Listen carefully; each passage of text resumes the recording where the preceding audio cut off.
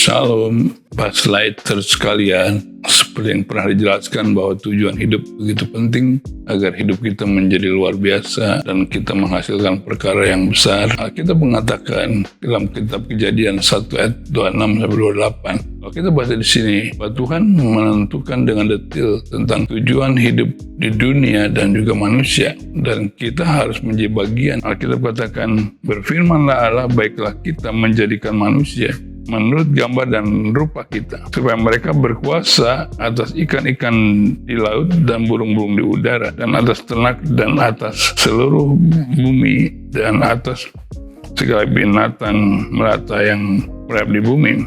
Maka Allah berfirman, Allah menciptakan manusia itu menurut gambarnya, menciptakan dia laki-laki dan perempuan, diciptakannya mereka. Allah memberkati mereka. Lalu Allah berfirman pada mereka, berfirmanlah Allah dan bertambah banyak, penuhi bumi dan taklukkanlah itu. Berkuasalah atas ikan-ikan di laut dan burung-burung di udara, dan atas segala binatang yang merayap di bumi. Jadi Tuhan menciptakan manusia sebelum menjadi dalam dosa, yang sekarang harusnya memang anak-anak Tuhan. Dikatakan tujuan Tuhan adalah agar mereka menjadi alat Tuhan sesuai dengan tujuan Tuhan, yaitu kerajaannya itu dinyatakan di bumi ini.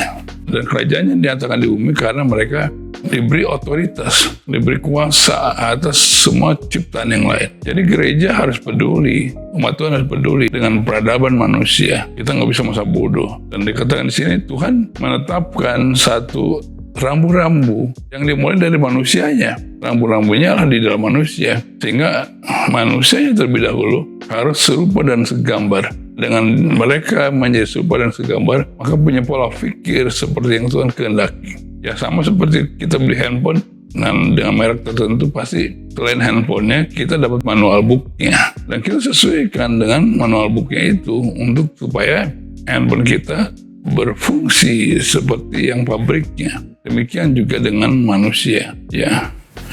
Manusia diciptakan oleh Allah, pabriknya manusia Allah, kerajaan surga. Tapi manusia jatuh dalam dosa.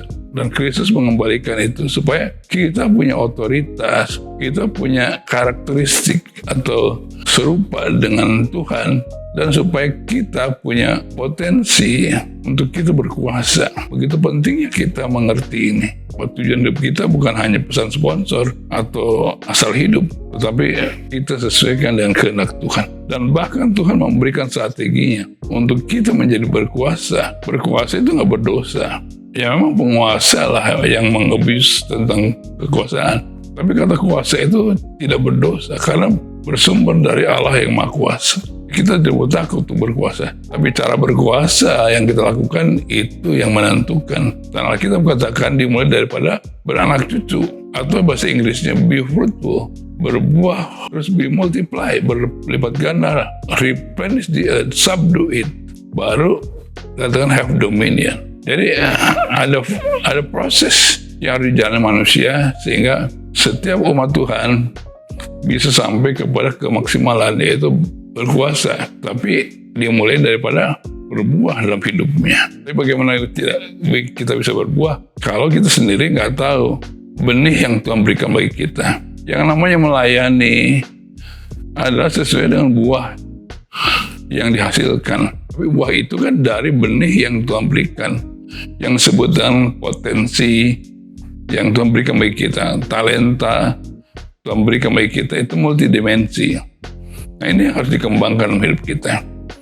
Jadi kalau kita mengerti ini, maka kita sadari betul bahwa tujuan Tuhanlah yang termulia bagi kita. Tuhan menyediakan potensinya bagi kita yang harus ditemukan, dikembangkan.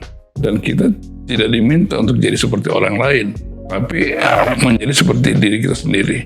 Dan kemudian kita mengetahui proses dalam kehidupan kita. Makanya ada istilah katakan right man, right place, right time. Ada waktu yang tepat. Kalau kita setia, pasti kita akhirnya di waktu yang tepat menjadi orang yang menjadi berkat besar bagi banyak orang. Biarlah ini mendorong saudara terus maju, jangan berhenti. Banyak kisah yang motivasi yang begitu luar biasa, yang menghasilkan perkara besar karena percaya pada Tuhan. Ya, demikian saudara. Mari para buslighter untuk kita terus maju dalam Tuhan. Haleluya. Amin.